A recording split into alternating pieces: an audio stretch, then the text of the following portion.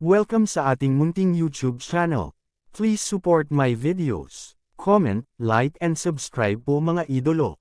Maraming salamat po. Story present. Super Devo Uling System. Kabanata 1001. Isang sword comprehension peel at 10 low-grade crossing disaster peels.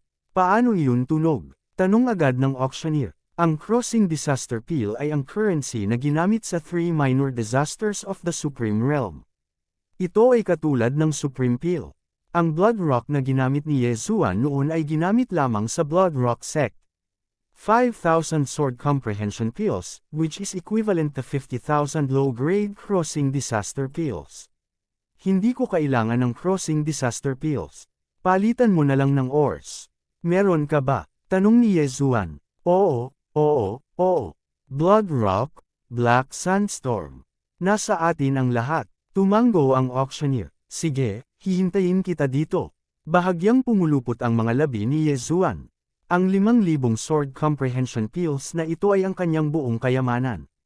Gayunpaman, pagkatapos lunukan ang mga bagay na ito, ang kanyang kayamanan ay tataas man lang ng ilang ulit, at maaari man lang siyang makapasok sa third grade true energy disaster. Pagkatapos, diretsyong umalis ang auctioneer. Hindi nagtagal, bumalik siya na may dalang malaking dami ng ores. Ito ang VIP token ng aming shop. Gamit ang token na ito, maaari kang makakuha ng 20% na diskwento. Ang mga ores na ito ay para sa iyo pagkatapos ng diskwento. Ang manager ng auction house ay magalang na nag-abot ng token at isang interspatial ring na naglalaman ng ores kay Zhang Tai. Si Yezuan ay nag-usi sa saglit. Ang bilang ay talagang mas marami kaysa sa inaasahan niya. Sige, narito ang 5,000 sword comprehension peels. Hindi siya nag-aksaya ng oras at direktang naglabas ng interspatial ring na naglalaman ng 5,000 sword comprehension peels. Salamat, Ginoo. Kinuha ng auctioneer ang interspatial ring at tiningnan ito. Nagpatuloy siya, kung mayroon kang mas maraming sword comprehension peels sa hinaharap, maaari kang pumunta sa akin anumang oras. Patas ang presyo. Sige, tumango si Yezuan at agad na umalis. Kailangan niyang humanap ng lugar kung saan malalamon ang mga ores. Hanggat nilunok niya ang lahat ng iyon, makakalusot siya. Sa oras na iyon, ang Super Dev Art Crystal ay tiyak na tataas ng ilang tiklop. Ding! Nakalusot ang host. Ang host ay kasalukuyang nasa third grade true energy disaster. Matapos makahanap ng isang tagong lugar, nilamon ni Yezuan ang mga ores at matagumpay na nakapasok sa third grade true energy disaster. Little Tian, ang natitira ay sa iyo na lang. Napakabukas palad ni Yezuan na ibinuhos ang lahat ng ores. Nilunok silang lahat ni Wei Zhenchen sa wala pang 10 segundo. Matapos maging Earth Sovereign si Wei Zhenchen, ang bilis niyang paglunok ng ores ay napakabilis. Ding! Nakalusot si Wei Zhenchen. Ding! Nakalusot si Wei Zhenchen. Dalawang notification ang magkasunod na tumunog. Kailangan ni Yezuan ng maraming bagay para mag-level up, ngunit hindi ito kailangan ni Wei Zhenchen. Bukod dito, si Wei Zhenchen ay may growth bonus ng Beast God's Bloodline. Kaya naman, ang pag-level up ay parang pag-upo sa isang rocket. Ang bilang ng Super Engulfing Crystals ay 4 na beses na mas mataas kaysa dati. Kung ipagpapatuloy ko ang mga ito ng walang katapusan, magagamit ko ang mga ito upang makapasok sa ika-4 na yugto ng True Energy Disaster. Napaisip si Yezuan sa kanyang sarili. Ang walang limitasyong palitan ay ang Sword Comprehension Peel. Pagkatapos, ipapalit niya ang mga likas na kayamanan, lalamunan ang mga ito, at patuloy na magpapalit ng Sword Comprehension Peels. Gayunpaman, mayroong limitasyon sa demand ng auction house. Hindi nila matanggap ang napakaraming Sword Comprehension Peels. Habang naghahanda si Yezuan na bumalik at pinuhin ang Sword Comprehension Peel, isang serye ng malalakas na ingay ang biglang umalangaw sa kalangitan. Dagandong, tumaas ang isang kilay ni Yezuan at inisip ang sarili, ano ang nangyayari. Ang tunog na ito ay hindi kasing lambot noong pinatay niya ang kanyang paraan sa pamilya Sima. Parang may nag-aaway. Dahil sa curiosity, nagpa siya si Yezuan na pumunta at tingnan. Ganoon din ang ginawa ng mga tao sa kalye at sumugod sa pinanggalingan ng tunog. Gayunpaman, nang sumugod si Yezuan, natuklasan niya na ang tunog ay nagmumula sa Sima family. Napakaraming karumaldumal na bagay ang ginawa ng pamilya Sima, at sa wakas ay nakatanggap sila ng kaparusahan. 2 araw na ang nakalipas, isang misteryosong eksperto ang pumatay sa kanyang pamilya, at maraming eksperto ang namatay. Ngayon, isang eksperto sa Iron Mask ang pumatay sa kanyang pagpasok, at maging ang buong pamilya ay napatay. Sobrang nakakatakot. Ang tindi ng labanang iyon ang pinakamatinding nakita ko sa buhay ko. Napatay na ng ninuno ng pamilya Sima ang kanyang paraan at nakikipaglaban sa ekspertong Iron Mask na iyon. Ang eksperto sa Iron Mask na ito ay nasa ika-5 yugto ng True Energy Disaster, isang yugto na mas mababa kaysa sa ninuno ng pamilya Sima. Gayunpaman, ang ekspertong ito sa Iron Mask ay talagang naiintindihan ng isang perpektong anyo ng espada. Ito ay hindi maisip. Nag-uusap ang mga nakapaligid na nanunood. Ang mga salitang ito ay pumasok sa tainga ni Yezuan nang walang nawawalang kahit isang salita. Dalubhasa sa Iron Mask, ika-5 yugto ng True Energy Disaster, perpektong anyo ng espada. Nagtaas ng kilay si Yezuan. Nitong mga nakaraang araw, napakasensitibo niya sa Iron Masks, dahil ang mga bangkay ng aswang na pinadala ng corpsman ay nakasuot ng Iron Masks. Gayunpaman, hindi ba dapat siya ang hinahanap ng corpsman? Bakit niya pinatay ang kanyang paraan sa pamilya Sima? Hindi maintindihan ni Yezuan, ngunit may hula siya sa kanyang puso. Ang eksperto kaya sa Iron Mask na ito ay ang nawawalang Feng Wuchen noong nakaraang 2 araw. Si Feng Wuchen ay nasa ika-4 na yugto ng True Energy Disaster, at pagkatapos na masaktan ng pag-ibig, bigla siyang nakapasok sa ika-5 yugto ng True Energy Disaster. Bukod dito, nagkataon na naintindihan niya ang isang perpektong anyo ng espada, at napatay niya ang bangkay ng babaeng multo ng Iron Mask na iyon. Higit sa lahat, nagkaroon siya ng sama ng loob sa pamilya Sima. Sa pag-iisip tungkol dito, medyo nagkataon lang. Siya man o hindi, kailangang tingnan ni Yezuan. Boom! Boom! Boom! Ang mga nakakabinging tunog ay patuloy na umalangaw-ngaw. Binilisan ni Yezuan ang kanyang lakad at mabilis na nakarating sa pamilya Sima. Sa sandaling ito, 2 figure ang nag-aaway sa himpapawid sa itaas ng mansyon ng pamilya Sima. Sa 2 figurang ito, ang isa ay matandang maputi ang buhok, habang ang isa naman ay lalaking mahaba ang buhok na nakasuot ng maskarang bakal. Mahabang buhok, maskarang bakal, at Snow Wind Sword Technique. Nagtaas ng kilay si Yezuan. Sa sandaling ito, pareho silang nasa loob ng kanyang detection range. Mabilis niyang naramdaman at nalaman na ang mahabang buhok na lalaking nakasuot ng bakal na maskara ay si Feng Wuchen. Si Feng Wuchen talaga, sigurado si Yezuan, ngunit naramdaman niyang may mali. Mabilis niyang ginamit ang insightful ay para tingnan. Sa sumunod na sandali, nabigla siya. Sa sandaling ito, ang katawan ni Feng Wuchen ay talagang may apoy na katulad ng sa Iron Mask Ghost Corpse. Bukod dito, ito ay isang sukat na mas malaki kaysa sa Iron Mask Ghost Corpse. Ano, si Feng Wuchen ay isang bangkay ng multo ngayon. Nagulat si Yezuan. Ghost Corpse Feng Wuchen, paano ito naging posible? Kailangang malaman ng isa na kasama pa rin niya si Feng Wuchen sa tanghali 2 araw na ang nakakaraan. Sa hapon, nawala si Feng Wuchen nang walang bakas matapos sirain ang mabuting gawa nina si Malay at Bao Qin. Hindi kaya nahuli si Feng Wuchen ng bangkay ng multo ng corpsman at ginawang aswang na bangkay. Gayunpaman, ang mga bangkay ng multo ay tila mga bagay na walang malay. Bakit papatayin ni Feng Wuchen ang kanyang paraan sa pamilya Sima? Hindi pa nati-trigger ang marka ng bangkay ng multo sa katawan ko. Sa sandaling ito, biglang naisip ni Yezuan ang isang napakahalagang punto. Ang hanay ng Corpse Ghost Imprint ay mas malawak pa kaysa sa kanyang perception range. Kadalasan, ay activate muna niya ang Corpse Ghost Imprint bago maramdaman ang Iron-Faced Ghost Corpse. Ngunit ngayon, nakita na niya si Feng Wuchen, ngunit ang marka ay hindi pa na-trigger. Nangangahulugan ito na si Feng Wuchen ay hindi isang Ghost Corpse. Hindi ito ganap na nangangahulugan na si Feng Wuchen ay hindi isang bangkay ng multo. Dapat sabihin na si Feng Wuchen ay hindi pa isang Ghost Corpse. Anong nangyayari? Ang gulo ng isip ni Yezuan. Hindi niya maintindihan ang sitwasyon. Dahil sa ganito ay ayaw na niyang isipin pa. Obserbahan muna niya ang sitwasyon. Kabanata 1002, Bastard, who the hell are you? Kasabwat mo ba ang mga taong umatake sa Sima family 2 days ago? Galit na sigaw ng ninuno ng pamilya Sima. Ang pamilya Sima ay nararapat na mamatay.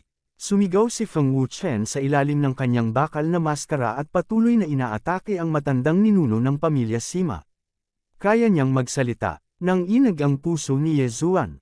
Pagkatapos ay naalala niya na si Yang Xin ay tila isang depektong produkto, ngunit nakakapagsalita siya. Nangangahulugan ito na ang Feng Wuchen ay maaaring katulad ni Yang Xin, maaaring isang may sira na produkto o isang hindi nilinis na bangkay ng multo. Dahil nakakapagsalita siya, nangangahulugan ito na si Feng Wuchen ay katulad ni Yang Xin at mayroon pa rin siyang kamalayan mula noong siya ay nabubuhay. Ngunit tulad ng pagkagulat ni Ye Zuan, nagbago ang sitwasyon sa hangin. Ang buong lakas na pag-atake ni Feng Wuchen ay nagpalipad sa ninuno ng pamilya Sima, na nasa ika-6 na baitang ng True Energy Disaster. Isang putol na braso ang lumipad sa hangin, at ang dugo ay bumulwak sa hangin, na damapo sa mga mata ng lahat. Napakalakas, gaya ng inaasahan sa perpektong anyo ng espada. Napalunok si Ye Zuan. Kung kailangan niyang labanan si Feng Wuchen ngayon, hindi siya mananalo ng hindi gumagamit ng 3 malalaking galaw. Si Feng Wuchen ay nasa ika-5 baitang din ng True Energy Disaster tulad ng maliit na bangkay ng multo na humabol kay Ye Zuan 2 araw na ang nakakaraan. Pareho nilang naiintindihan ang perpektong anyo ng espada, ngunit si Feng Wuchen ay mas malakas kaysa sa maliit na bangkay ng multo. Mamatay, si Feng Wuchen ay umungal sa hangin at ibinaba ang kanyang espada. Sa sumunod na sandali, ang ulo ng ninuno ng pamilya Sima ay pinutol, at ang kanyang bangkay ay nahulog mula sa langit. Ngayon, naabot na ni Feng Wuchen ang kanyang layunin. Nagmamadaling pumunta si Ye Zuan sa gilid at nagpalit ng bagong set ng damit. Lumipad siya sa ere at sinabing, "Old Feng, ano ang nangyayari sa iyo?" Nang marinig ito ni Feng Wuchen, lumingon siya at tumingin kay Ye Zuan. Bagamat nagpalit si Ye Zuan ng kanyang damit at hindi nagpakita ng kanyang mukha, nakilala ni Feng Wuchen ang kanyang boses. "Pinatay mo siya," malamig na tanong ni Feng Wuchen. Alam ni Ye Zuan kung sino ang tinutukoy ni Feng Wuchen. Si Sima Lei iyon, kaya tumanggo siya at sinabing, "Oo, pinatay ko siya 2 araw na ang nakakaraan." "Salamat," sabi ni Feng Wuchen bago siya tumalikod at umalis. "Hoy, Old Feng, huwag kang pumunta." Nagmamadaling hinabol siya ni Ye Zuan. Gayunpaman, sa sandaling ito, "How dare you pumatay ng mga tao sa aking Xinjiang City? Iwanan mo ang iyong buhay." Isang malakas na sigaw ang nagmula sa abot tanaw. Isang matangkad at matipunong lalaki ang sumugod na may pananakot. Hindi na kailangang sabihin, ang matangkad at matatag na lalaking ito ay ang Panginoon ng lungsod ng Xinjiang City, isang eksperto sa ika-7 antas ng True Energy Disaster. Patayin, si Feng Wuchen, na aalis na, ay hindi nagpakita ng anumang balak na umatras nang makita niya ang bagong dating. Isang pangungusap lang ang malamig niyang sinabi at umatake. "Sige, magtulungan tayo." Hindi nagsalita si Ye Zuan at direktang kinuha ang Heaven Shocking Sword. Sa susunod na sandali, nag-transform siya sa isang Super Saiyan. Mata ng kaluwalhatian. Ipatawag ang War God of Metal. Isang pagsabog ng True Chi ang bumulwak mula sa kanyang katawan, na naging isang makapangyarihang Golden Armored War God. Ang eksenang ito ay nahulog sa mga mata ng mga tao sa ibaba. "Damn, it's that mysterious expert who killed his way into the Sima family." Talagang magkasama ang 2 taong ito. F***sec, isang perpektong puwersa ng espada at isang ika-3 antas na True Energy Disaster. Magkapit kamay ba sila upang labanan ang City Lord? Mabilis na umatras, ang labanan sa ganitong antas ay hindi biro. Mabilis na umatras ang mga nanunood sa malayong lugar. Sa sandaling ito, sina Ye Zuan at Feng Wuchen ay nakikipaglaban na sa City Lord ng Xinjiang City. 10,000 espada ang bumalik sa pinagmulan. Direktang itinapon ni Ye Zuan ang kanyang pangalawang trump card. Ang City Lord ng Xinjiang City ay nasa ika-7 antas ng True Energy Disaster, 4 na antas na mas mataas kaysa sa kanya. Kung hindi niya ipinakita ang kanyang tunay na lakas, sayang kung mamatay siya. Kasabay nito, si Feng Wuchen, na nakauunawa sa perpektong puwersa ng espada, ay mabangis ding naglaslas gamit ang kanyang espada. Mabangis na Ghost Twist and Break. Sa isang iglap, isang malakas na hangin ang sumipol. Ang kulay ng espada ni Feng Wuchen ay walang kapantay na itim, na ikinagulat ni Ye Zuan. Sa sumunod na sandali, nakita niya ang aura ng espada na biglang nahati sa daan-daang itim na anino. Ang daan-daang itim na anino na ito ay nagsimulang lumaki, at sa huli, sila ay talagang naging mga mukha ng multo at sinuntok ang City Lord ng Xinjiang City. Wuo! Ang daan-daang mukha ng multo na ito ay patuloy na nagpapalabas ng nakakatakot na sigaw, na naging sanhi ng hindi sinasadyang panginginig ng mga tao sa paligid. Anong uri ng F***Sting move ito?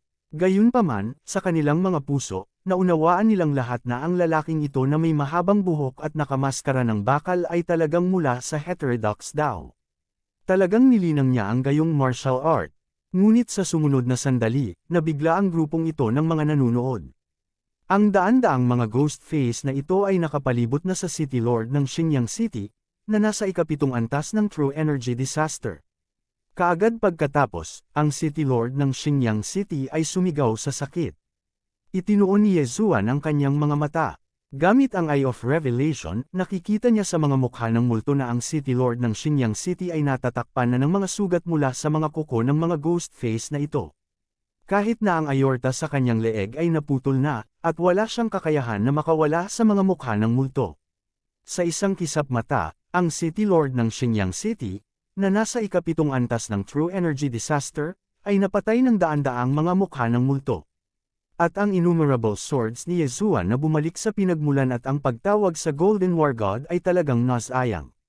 Anong uri ng F***Sting move ito? Agad niyang pinatay ang City Lord ng Xinjiang City, na nasa ikapitong antas ng True Energy Disaster. Isang araw na lang, at ang lakas ni Feng Wuchen ay tumaas ng higit sa 10 beses. Hindi napigilan ni Ye Zuan na lunukan ang kanyang laway. Nabigla na siya sa lakas ni Feng Wuchen. Noong una, naisip niya na kahit na makipagsanib puwersa siya kay Feng Wuchen, magiging mahirap pa rin ang pakikitungo sa City Lord ng Xinjiang City. Hindi niya inaasahan na papatayin talaga ni Feng Wuchen ang City Lord ng Xinjiang City sa isang galaw. Sa katunayan, kahit si Feng Wuchen mismo ay hindi inaasahan na ang kapangyarihan ng hakbang na ito ay napakahusay.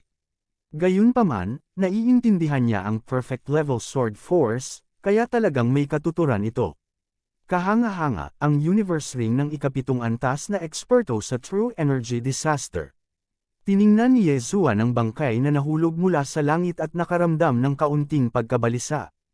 Noon lang niya naalala na hindi pa niya nakukuha ang mga bangkay ng ninuno ng pamilya Sima at ang 35 antas na True Energy Disasters. Gayunpaman, lahat ito ay mga samsam ng digmaan ni Feng Wuchen, kaya hindi niya kinuha ang mga ito. Natural na hindi pa kakawalan ni Feng Wuchen ang mga ito. Mabilis siyang sumugod at naghanda para kunin ang Universe Ring. Ngunit sa sandaling iyon, Evil Demon, how dare you make trouble in my 10,000 Flower Valleys territory? Ibigay mo ang buhay mo. Isang dagandong ang umalangaw sa mga tainga ng lahat, na sinundan ng pagdating ng isang malakas na aura.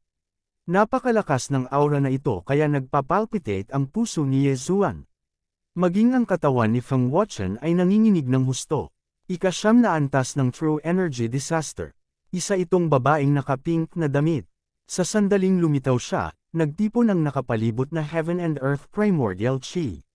Nakakabighani ang halimuyak na ibinubugo mula sa kanyang katawan. Hindi napigilan ng mga tao sa ibaba na huminga pa. Bago makuha ni Feng Wuchen ang Universe Ring ng City Lord ng Xinjiang City, nataman siya ng sword ray at agad na pinalipad. Hindi maganda, masyadong malakas. Retreat. Ang ekspresyon ni Ye Zuan ay lubhang nagbago.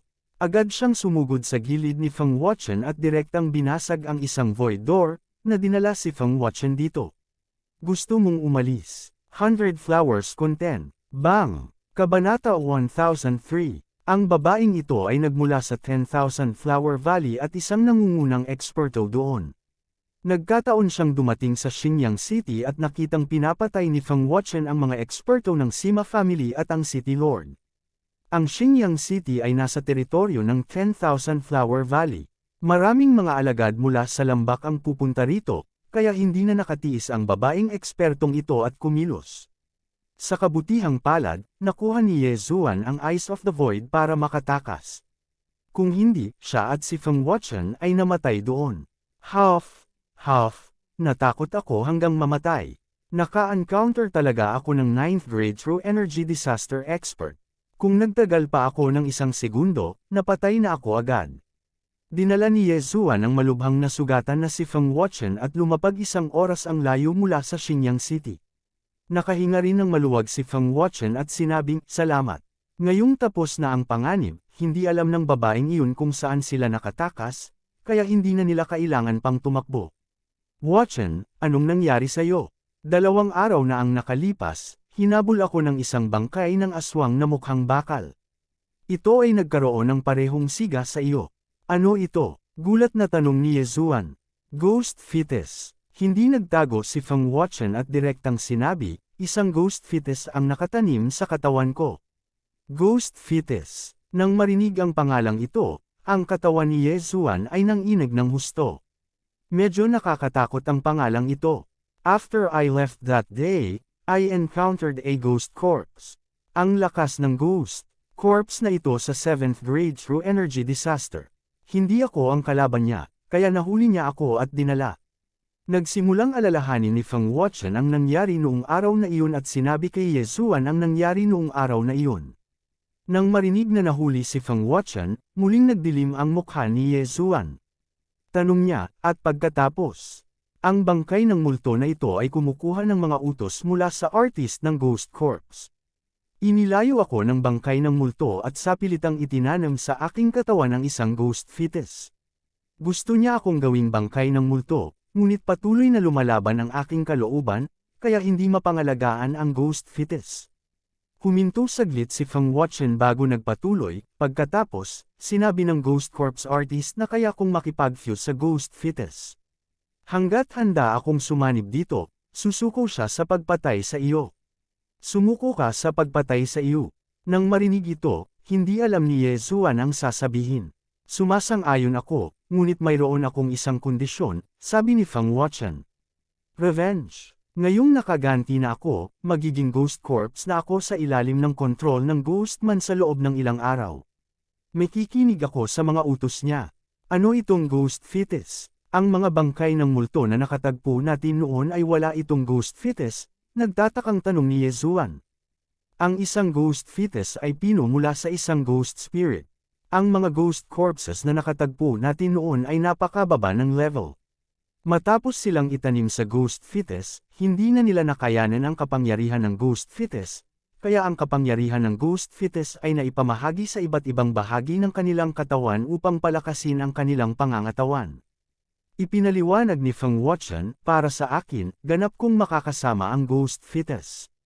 Hanggat kaya ko itong pagsamahin, hindi masisira ang ghost fetus. Maaari nitong patuloy na palakasin ang aking katawan. Hindi mauubos." Tanong ni Ye Zuan na nakakunot ang noo. "Oo, kaya kailangan kong pumunta sa Land of the Dead. Patuloy akong bibigyan ng bangkay ng mga fetus at pagpapalakas sa akin." Tumango si Feng Wuchen. Ngayon, sa wakas ay naunawaan na ni Ye Zuan. Ang mga bangkay ng multo na nakatagpo niya noon ay talagang binago mula sa mga fetus ng aswang. Kapag ang isang ghost fetus ay naitanim, maliban kung ang isa ay maaaring ganap na sumanib dito, maaari lamang nilang gamitin ang ghost fetus upang palakasin ang kanilang pangangatawan. Gayunpaman, ang isang perpektong pinagsamang ghost fetus ay maaaring patuloy na palakasin ng ghost fetus, na pagkatapos ay ibabalik sa kanilang pangangatawan. "Gagawin mo ba talaga to?" Napabuntong hininga si Ye Zuan. "Alam ng ghost man ang pinanggalingan ko. Kapag lalaban ako, mawawasak ang Winsnow Villa. Anyway, nakaganti na ako. Wala akong pinagsisisihan." Umiling si Feng Wuchen at tumayo. Siya ay nasugatan ng 9th grade true chi disaster expert ng 10,000 Flower Valley. Matapos ang paggamot sa ghost fetus, ang kanyang mga pinsala ay gumaling ng higit sa kalahati. Kahit na hindi ito maihahambing sa bloodline ng Divine Tree of Life, napakalakas pa rin ito. Ang ghost man ay isang masamang demonyo. Maaaring hindi niya tuparin ang kanyang salita, patuloy na paalala ni Ye Zuan sa kanya. Ngayong wala na ang kamalayan ni Feng Wuchen, hanggat lumalaban siya, hindi makakasama sa kanya ang ghost fetus. Baka mapatalsik niya ito. Gayunpaman, Kapag siya ay kusang sumanib sa ghost fetus, siya ay magiging isang ghost corpse, na isang buhay na bangkay na walang malay. Kung lalaban ako, masisira agad ang Winslow Villa. Mabubuhay lang ako kung papayag ako, muling pagdidiin ni Feng Wuchen. Ang Corpse the West ay nagtataglay ng Ghost Corps sa 8th grade of True Energy Disaster, kaya malamang na ang kanyang lakas ay umabot sa Spirit Disaster Realm. Kung tutuusin, nasa Land of the Dead siya, isang lugar na mas magulo pa sa Ghost Tomb region ng Bloodcliff Continent. Kung gayon, alam mo ba kung saan nanggaling ang taong aswang? Tanong muli ni Yezuan. I don't know. Pagdating ng panahon, dadalhin ako ng bangkay ng multo sa kanya. Umiling si Feng Wuchen. Simula ngayon, ipapaubaya ko na sayo ang Winslow Villa. Kung tatanungin nila ako, sabihin mo lang na bumiyahe ako. Ito, hindi alam ni Yezuan kung paano sasagutin dahil tila sinasabi ni Feng Wuchen ang kanyang huling mga salita. Gayunpaman, ito ay may katuturan. Sa sandaling sumanib siya sa ghost fetus, mabubura ang kanyang kamalayan. Bagamat magkakaroon pa siya ng mga palatandaan ng buhay, magiging bangkay na lamang siya. I should leave now. Column. Naikuyong ni Feng Wuchen ang kanyang mga kamao kay Yezuan at agad na tumalikod para umalis. Ang sinabi niya ngayon ay malamang na higit pa sa sinabi niya noon. Gayunpaman, pagkatapos niyang umalis sa oras na ito, maaaring wala na siyang kakayahang magsalita muli. Tumingin si Yezuan sa kanyang likuran, nakaramdam ng labis na pagkabalisa sa kanyang puso. Lakas! Lakas na naman! Ang mga pamamaraan ng Ghostman ay napakahusay, at ang kanyang lakas ay hindi ganoon kasimple. Kung hindi sinunod ni Feng Wuchen, ang Winslow Villa ay mapapahamak. Ito ay mas mapanganib kaysa sa pagpukaw sa pamilya Sima. Si Feng Wuchen ay hindi katulad ni Yezuan. Marami siyang alalahanin, kaya't maaari lamang niyang piliin na magpasakop sa Ghostman. Gayunpaman, hindi ito ang inaalala ni Yezuan. Ang Ghostman ay nagsagawa ng diablo na landas, hindi ang matuwid na landas. Ang mga tao ng Devil Path ay may ugali at hindi sinasadya ang kanilang sinabi.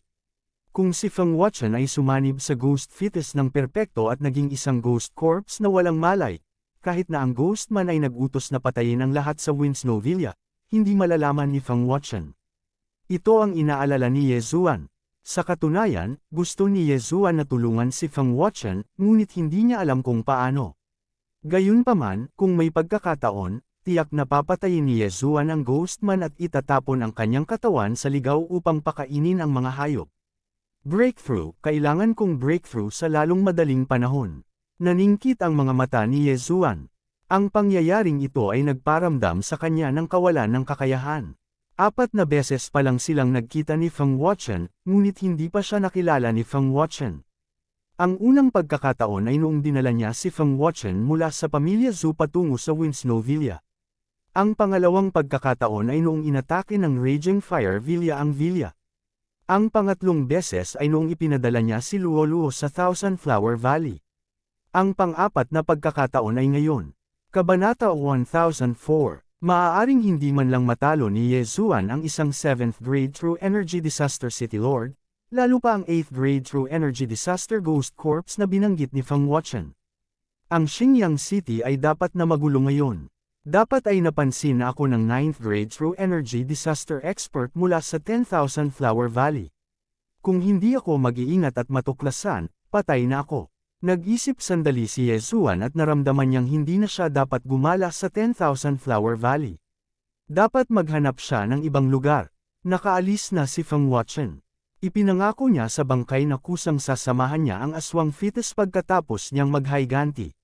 Ngayong umalis na siya, hindi na magtatagal bago siya nagsimulang makipag-fusing sa 8th grade True Energy Disaster Ghost Corps.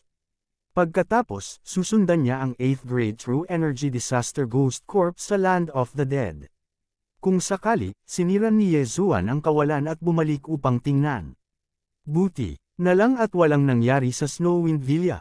Ang Snowwind Villa at ang 10,000 Flower Valley ay ang dalawang lokasyon na pinananatiling walang laman ni Yezuan. Sa susunod na lokasyon, mayroon na siyang target. Ang lupain ng mga patay. Ang Land of the Dead ay mas magulo kaysa sa Blood Rock Continent. Bagamat hindi mataas ang kasalukuyang kaharian ni Yezuan, marami siyang panlilinlang sa kanyang manggas. Nakatakas siya mula sa isang 9th grade true energy disaster expert. Hanggat hindi siya nakatagpo ng isang eksperto sa spirit disaster, hindi ito dapat maging problema.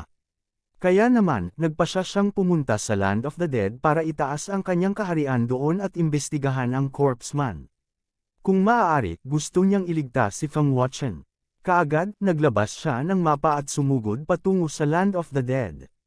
Halos mamatay ang isang 3rd grade true energy disaster expert kapag nabalitaan nila ang tungkol sa Land of the Dead. Gayunpaman, talagang naglakas loob si Ye Zuan na pumasok. Medyo matapang siya. I wonder when I'll get another random mission that rewards DevR points. If that's the case, I'll have 3 DevR points. Sa oras na iyon, maaari kong piliin na i-upgrade ang Luoluo o Wei Zhenchen.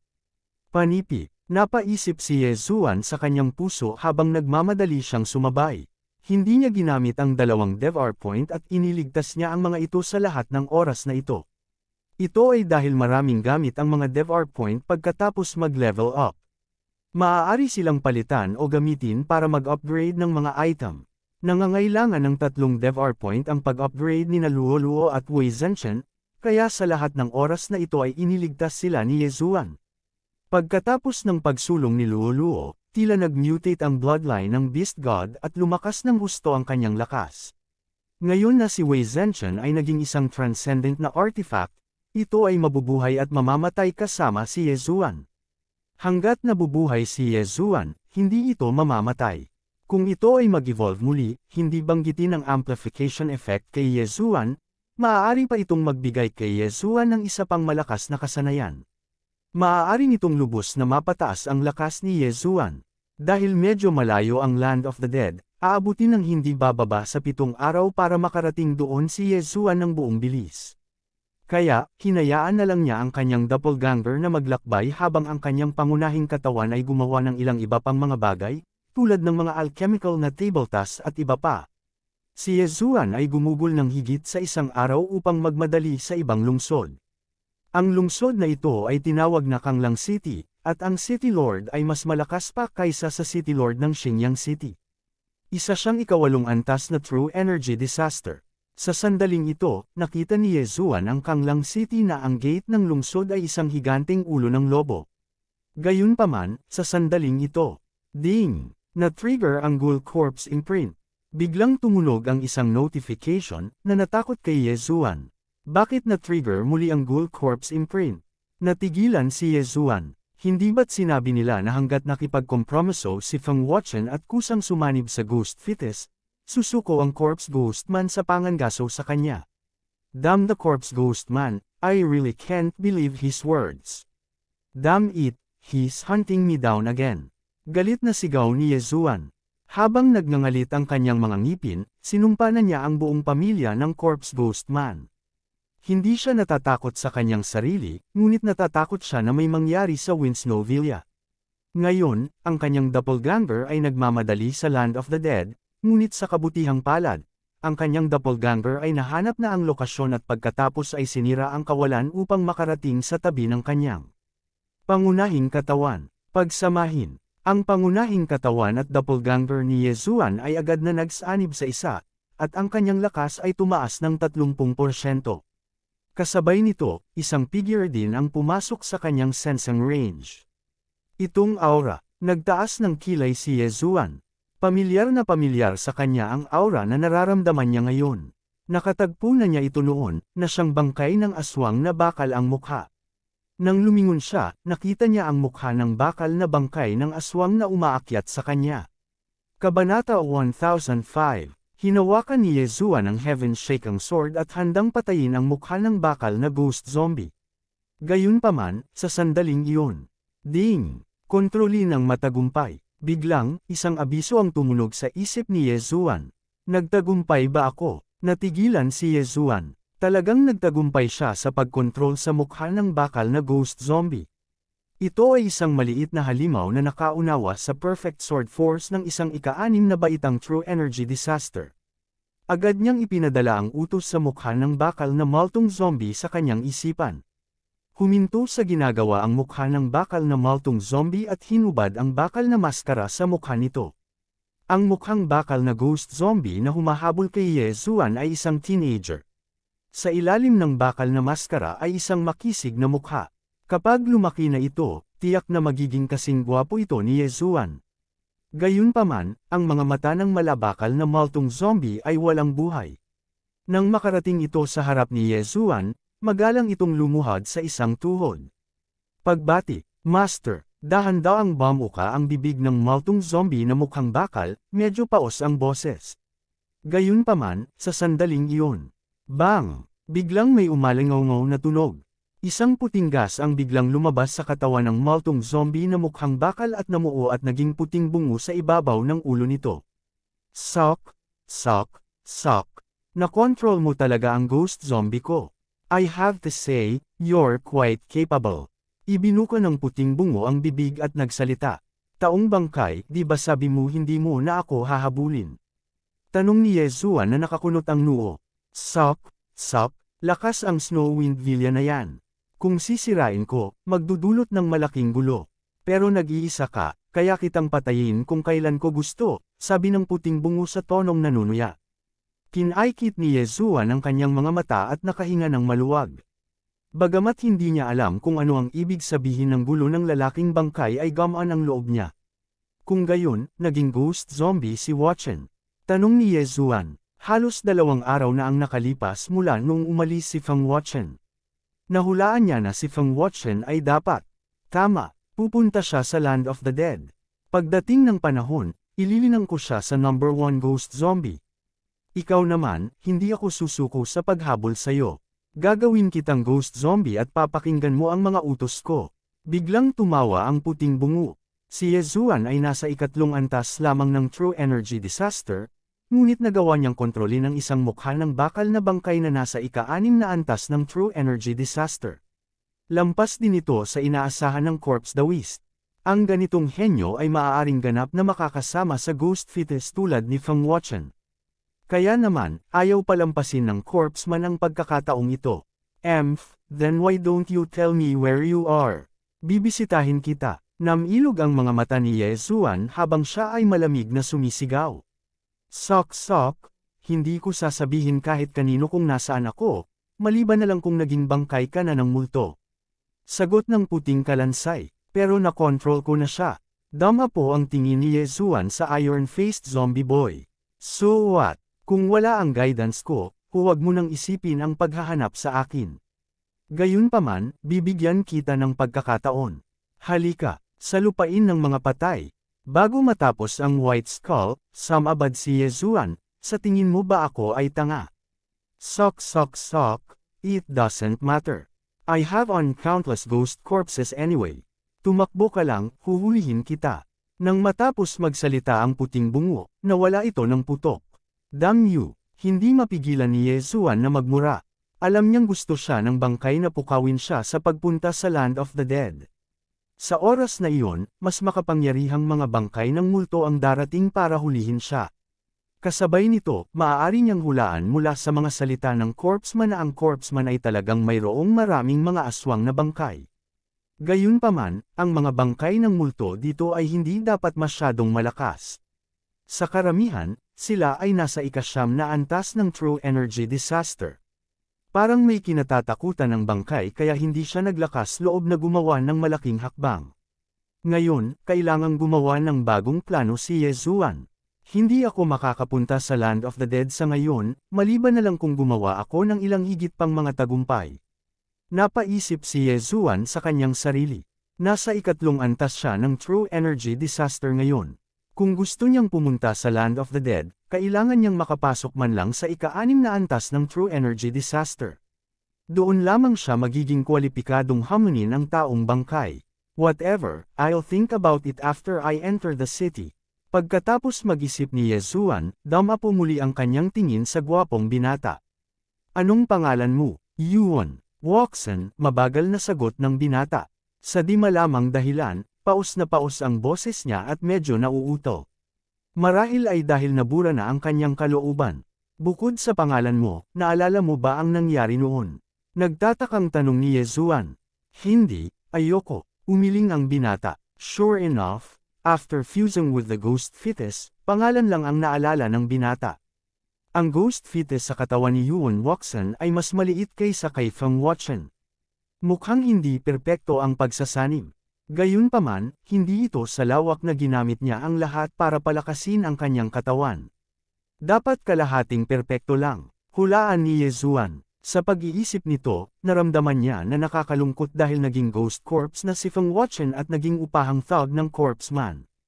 Eto na, dahil nakuha na niya ang maliit na bangkay ng aswang na ito, hindi nagpapigil si Yezuan. Direkta siyang sumugod at kinuha ang interspatial ring ng maliit na bangkay ng multo. Hang! Luha ng fierce ghost. Panipi. Biglang natuklasan ni Yezuan ang isang bagay na nagpaningning sa kanyang mga mata.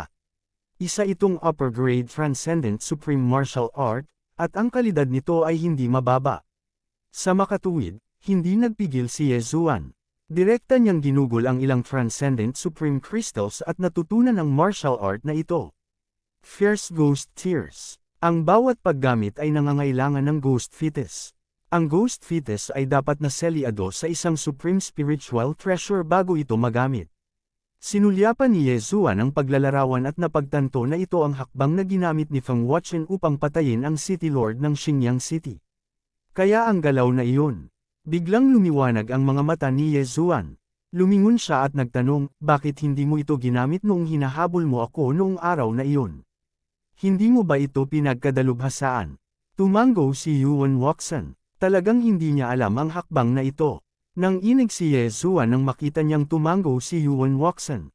Kung ginamit ni Yuan Wuxen ang hakbang na ito sa araw na iyon, malamang na nakagat na siya ng daang multo na iyon.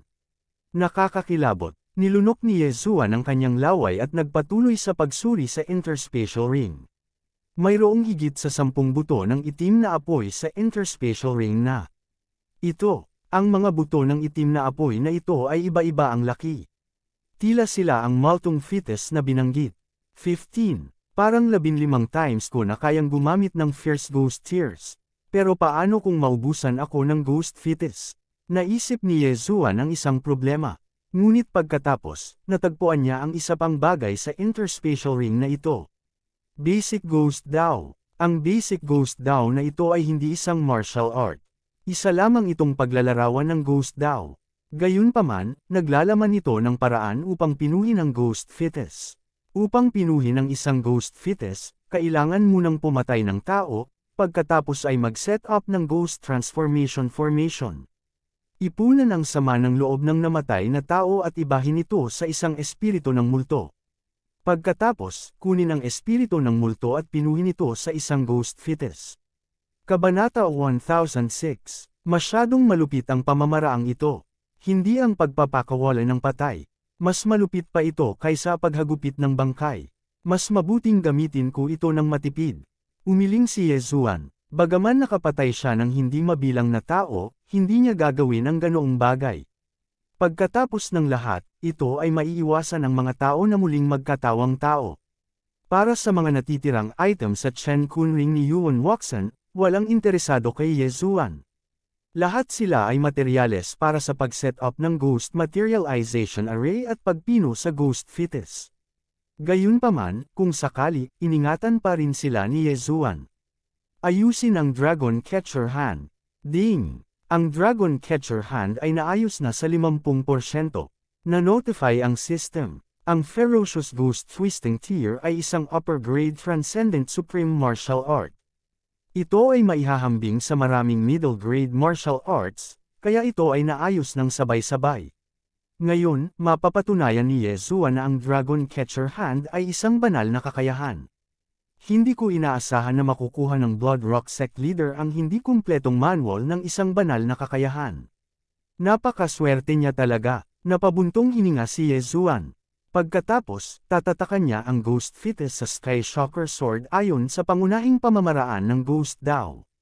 Whoosh! Sa hindi inaasahang pagkakataon, biglang kumala si Wei Zhenchen sa kanyang kamay at naging isang maliit na berdeng ibon na napakamot sa ulo. Bakit? Ayaw mo ba? Tanong ni Yezuan. Ang Ferocious Ghost Twisting Tear ay nangangailangan ng ghost fetus na silyuhan sa sandata bago ito magamit. Bilang isang pakiramdam na kayamanan, natural na ayaw ni Wei Zhenchen na magkaroon ng anumang kinalaman dito. Sige, magpapalit ako ng isa pang sandata. Hindi iginiit ni Yezuan. Naghanap siya sandali at sa wakas ay nagkulong sa isang mataas na grado na transcendent supreme spiritual treasure na tinatawag na White Bone Sword. Gayunpaman, ang White Bone Sword na ito ay medyo mahal. Kahit na medyo mahal, iginagalang ni Yezuan ang kagustuhan ni Wei Zhenchen, kaya ipinagpalit pa rin niya ang White Bone Sword. Nalaglag agad ang Super Devo Uring Crystal niya. Ang White Bone Sword ay gawa sa buto. Matalas ang talim, at may dalawang kulay abong-bungo sa hawakan. Medyo mabangis ang itsura nito. Gayunpaman, hindi nito sinabi kung anong uri ng buto ang ginawa nito. Ang dahilan kung bakit ipinagpalit ni Yezuan ang White Bone Sword ay dahil mukhang hindi ito gawa sa mga buto ng tao. Ang pangalawang dahilan ay ang White Bone Sword ay may damage boost sa demonic Dao martial arts. Maaari nitong mapataas ang kapangyarihan ng Ferocious Ghost Twisting Tear. Hindi masama, gagamitin ko ito bilang pangalawang sandata. Sa hinaharap, kapag ginamit ni Megatron ang Return of 10,000 Swords, magagamit niya itong White Bone Sword para labanan. Si Yezuan ay lubos na nasisiyahan. Kadalasan, kapag ginamit na niya ang Million Ancestral Swords, kailangan niyang kumuha ng isa pang Supreme Spiritual Treasure para lumaban. Ngunit ngayong mayroon na siyang White Bone Sword, isang upper grade Supreme Spiritual Treasure, hindi na niya kailangang gawin iyon. Sa hinaharap, kung makakahanap siya ng isang artifact spirit, maaari niya itong gawing isang magic treasure. Sa oras na iyon, magkakaroon ng makapangyarihang kasanayan tulad ng 10,000 swords in one. Sa ngayon, natapos na ni Yezuan ang pagharap sa mga samsam sa digmaan. Sumunod ka lang sa akin. Huwag kang tatakbo pagkatapos nating pumasok, sabi ni Yezuan kay Yuan Wuxan. Ang mukhang maselang kabataan, si Yuan Wuxan, ay tahimik na tumango at sumunod sa likod ni Yezuan. Si Yuan Wuxan ay talagang hindi patay. Kahit naubusin ang espesyal na Pinong Ghost Fetus, mukha pa rin siyang tao. Kaya, hindi malaking bagay para sa kanya na sundan si Yezuan sa lungsod. Hindi nagtagal, pumasok na silang dalawa sa Kanglang City. Pagkatapos, dumiretso si Yezuan sa auction house. Ngayon, ang kanyang Super Devo Uring Crystal ay maaari pa ring ipagpalit sa 5,000 Sword Comprehension Pills. Kaya, gusto niyang gamitin itong 5,000 Sword Comprehension Pills para magsimula sa simula. Welcome, guests! Ano ang gusto mong i-order? Bago pumasok ang dalawa sa auction house ay may lumapit sa kanila na waiter. Ang ilang mga high-grade elixir. Sagot ni Yezuan, sige, sumunod ka sa akin. Naningkit ang mga mata ng waiter. Pinamunuan niya sina Yezuan at Yuan Wuxan. Gayunpaman, nakaramdam siya ng kaunting kakaiba. Si Yezuan, na naglalakad sa unahan, ay walang mas malakas na aura kaysa kay Yuan Wuxan, na naglalakad sa likuran niya. Bakit ganun? Gayunpaman, alam niya na hindi siya maaaring maging abala. Kaya, pagkatapos na dalhin si Yezuan sa pribadong silid, hinanap niya ang isang supervisor ng auction house. Nang makita ng direktor ng auction sina Yezuan at Yuan Wuxan, natigilan siya sandali. Hindi niya makita si Yuan Wuxan kahit na siya ay nasa 4th grade through energy disaster. Nangangahulugan ito na si Yuan Wuxan ay nasa 5th grade through energy disaster o 6th grade through energy disaster. Ang kanyang kakayahan ay maaaring may rank sa tuktok sa buong Kanglang City. Hindi nagtagal, ibinigay ni Yezuan ang Sword Comprehension Pills. Ang presyo sa Kanglang City ay mas mataas kaysa sa Xinyang City. Ang isang Sword Comprehension Pill ay maaaring ipagpalit sa 15 low-grade crossing difficulty pills. Ang 5,000 Sword Comprehension Pills ay magiging 7,500, na kalahati ng presyo sa Xinyang City. Siyempre, hiniling ni Yezuan ang lahat ng kayamanan ng langit at lupa. Mayroon pa akong mga 15,000 pills. Kailangan mo ba? Tanong ni Yezuan. Oo, nagmamadaling tumango ang supervisor ng auction house. Sige, kukunin ko na sila. Tumango si Yezuan at agad na umalis sa auction house kasama si Yuan Wuxan. Pagkatapos, nakahanap siya ng liblib na lugar at nilamon niya ang lahat ng Heaven and Earth treasures, ipinagpalit ang mga ito sa isa pang 15,000 Sword Comprehension Pills. Muli niyang hinanap ang supervisor ng auction house at ipinagpalit ng 3 beses ang halaga ng Heaven and Earth treasures. Kukuha ako ng ilan sa auction house na ito at pupunta ako sa iba pang auction house. Iyon ang pinlano ni Yezuan sa kanyang puso. Pagkatapos ng ilang rounds pa, makakalusot na siya sa 4th grade true energy disaster. Gayunpaman, nang siya ay papaalis sa auction house, isang binata ang nagkataong pumasok. Ang binatang ito ay nakasuot ng brocade at may hawak na malaking folding fan sa kanyang kamay. May dalawang katulong na sumusunod sa likuran niya. Ang kanyang lakas ay nasa 5th grade true energy disaster. Ang dalawang attendant sa likod niya ay nasa 6th grade true energy disaster. Pagkapasok niya ay tumingin siya sa paligid. Gayunpaman, nang ang kanyang tingin ay dumaan kina Yezuan at Yuan Waksan, ang kanyang katawan ay nanginginig ng husto. Ikaw pala, walang malay na bulalas ng binata. Si Yezuan, na naglalakad palabas, ay tumigil sa kanyang paglalakad at natigilan sandali. Nakatingin ang binata sa direksyon niya. Hindi kaya kilala niya ito. Gayunpaman, naunawaan niya sa susunod na sandali. Hindi siya kilala ng binata na ito. Kilala niya si Yuan Waksan sa likod niya. Anong problema? Tanong ni Yezuan na nakakunot ang noo. Magwala ka, galit na sigaw ng binata. Mabilis siyang naglakad sa harapan ni Yuan Waksan at sinabing, mabait na bata. Ang mga kaaway ay tiyak na magkikita sa isang makipot na daan. Noong nakaraan, pinatay mo ang dalawa sa aking mga nasasakupan, at ngayon ay nasagasaan mo ako. Huwag mo nang isipin ang pagtakas ngayon. Nang marinig ito ni Yezuan, lumingon siya kay Yuan Waksan. Ang Yuan Waksan na ito ay kinokontrol ng corpsman para habulin siya.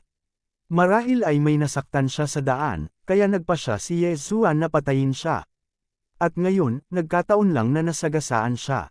Gayunpaman, si Yuan Waksan ay isa na ngayon sa mga tao ni Yezuan. Bilang host, hindi pwedeng umupo lang si Yezuan at manood.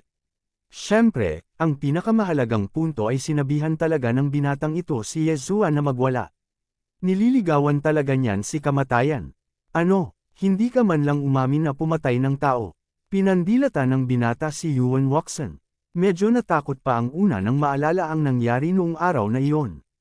Noong araw na iyon, gumagala si Yuan Waksan sa labas at pinuntirya ng binatang ito. Gayunpaman, hindi niya inaasahan na magiging ganoon kalakas si Yuan Waksan. 4 sa mga kampa ng binata ang napatay, at muntik na itong mawala ng buhay. Nang maglaon, naramdaman ni Yuan Waksan ang imprint ng corpsman, kaya agad siyang humabol. Sa ganoong paraan nakatakas ang binata. Kabanata 1007. Kahit na si Yuan Waksan ay nakasuot ng bakal na maskara noong araw na iyon at ang kanyang mukha ay hindi makita, at ang kanyang tunay na anyo ay nahayag ngayon, ang binata ay nakilala pa rin siya sa isang sulyap. Hindi ito alam ni Yezuan. Tumingin siya sa binata at walang pakialam na sinabi, kung ayaw mong lumaban, magwala ka. Anong sabi mo? Biglang lumingon ang binata at pinandilatan si Yezuan. Muntik na siyang patayin ni Yuan Waksan noong araw na iyon dahil nasa ilang ito. Ngayong nakilala niya si Yuan Waksan sa Kanglang City, paano niya ito pakakawalan? Fight if you have the guts. Get lost if you don't. I don't have time to talk nonsense with you. Si Yezuan ay walang pakialam sa binata. Ika-5 baitang true energy disaster. Anong biro? Mapapatay siya sa isang iglap. Isang pangatlong baitang true energy disaster ang nangangahas na kausapin ako ng ganito. Pinandilatan ng binata na may natitiklop na pamaypay si Yezuan. Inilibot ni Yezuan ang kanyang mga mata. Sa katunayan, maaari niyang gamitin ang Eye of Control para kontrolin ang hanggal na ito. Gayunpaman, matapos siyang kontrolin, hindi niya ito nagawang patayin at pagnakawan. Kung gusto mong maghayganti, umalis ka sa lungsod. Pagkatapos magsalita ni Yezuan, tumalikod siya at umalis. Nililigawan mo si kamatayan. Ngumuso ang binata at sumunod sa kanya. Bagamat ganap na siyang nilipol ni Yuan Waksan noon, iyon ay dahil nasa ika-5 antas pa lamang ng true energy disaster ang kanyang mga attendant. Pagkatapos ng araw na iyon, ang angkan ay nagtalaga sa kanya ng 2 attendant sa ika-6 na antas ng true energy disaster. 2 katulong. Paanong hindi nila matatalo si Yuan Waksan? Sa sandaling iyon, pinangunahan ni Yezuan si Yuan Waksan patungo sa gate ng lungsod. Mahigpit na sumunod ang binata, natatakot na si Yezuan. At Yuan Waksan ay biglang tumakas. Gayunpaman, ang kanyang mga alalahanin ay hindi kailangan. Hindi papakawalan ni Yesuan ang napakagandang pagkakataon para mag-level up. Hindi nagtagal, nakarating sila sa labas ng Kanglang City. Hindi ka tumatakas. Nang sundan ng binata si Yesuan hanggang sa labas ng lungsod, nagtatakang tanong niya. Bakit tayo tatakbo? Bahagyang kumulubot ang mga sulok ng bibig ni Yesuan. Pakiramdam niya ay hindi ordinaryo ang pagkakakilanlan ng binata. Dapat ay marami siyang kayamanan. Hanggat pinatay niya ang binatang ito, makakalusot siya sa ika-4 na baitang True Energy Disaster. Fine. Dahil hindi ka tumatakas, dito ka ililibing. Hindi na nag-aksaya ng oras ang binata. Sinabi niya sa dalawang eksperto sa ika-6 na baitang True Energy Disaster sa likod niya, patayin sila. Oo, ang dalawang katulong ay sumigaw at sabay na lumabas. Ang isa ay may talim at ang isa ay may espada. Hindi nila kinailangan na magsama-sama para makitungo sa isang binatilyo. Gayunpaman, medyo kakaiba ang kanilang naramdaman. Kung sakali, kaya mo ba mag-isa? Lumingon si Yesuan at tinanong si Yuan Watson. Sige, tahimik na tumanggo si Yuan Watson. Lahat sila ay nasa ika-6 na baitang ng True Energy Disaster, kaya walang dahilan si Yuan Watson para matakot sa kanila. Kung tutuusin, naintindihan na niya ang perpektong antas ng puwersa ng espada, at sa pagpapalakas ng Ghost Fetus, hindi magiging problema para sa kanya na labanan ang isa laban sa dalawa. Hinawakan din ni Yuan Watson ang kanyang longsword at umakyat upang salubungin siya. Sa isang kisap mata ay nagpapalitan na sila ng suntok. Anak, hindi ko siya matatalo, pero sa tingin mo wala akong magagawa sa'yo. Naglakas loob ka talaga na sabihin sa akin na magwala. Medyo matapang ka. Hindi pinansin ng binata ang labanan sa kabilang panig at dahan-daang naglakad patungo kay Yesuan. Tumingin sa kanya si Yesuan at nakangiting sinabi, ipinapayo ko sa iyo na huwag kumilos. Kung hindi, ikaw ay magiging miserable. Kaawa-awa, tumawa ng malakas ang binata. Nasa ika-5 baitang True Energy Disaster ako. Nasa ika-3 baitang ka na. Gusto mo ba akong hamunin ng 2 baitang? Dahil hindi ka naniniwala sa akin, bakit hindi mo subukan? Mabagal na sabi ni Yesuan. Tahimik niyang inilabas ang kanyang puting buto na espada. Nais niyang iwanan ang binata sa huling pagkakataon, ngunit kung gusto niyang mamatay, walang pakialam si Yesuan na isulong ito. Mamatay, natural na hindi kayang bitawan ng binata si Yesuan. Direkta siyang umatake, ngunit sa sumunod na sandali, nakita niya ang isang palad na gawa sa True Energy na lumitaw sa kanyang paligid. Pang! Hindi naman mahina ang lakas ng binata. Nagawa niyang talunin ang Dragon Capturing Hand ni Yesuan. Gayunpaman, sa parehong oras na natalo niya ang Dragon Capturing Hand, dumating na si Yesuan sa kanyang harapan. Rip! Isang braso ang ibinato, naputol ang kaliwang kamay ng binata na may interspatial ring. Agad na bumulwak ang dugo mula sa sugat.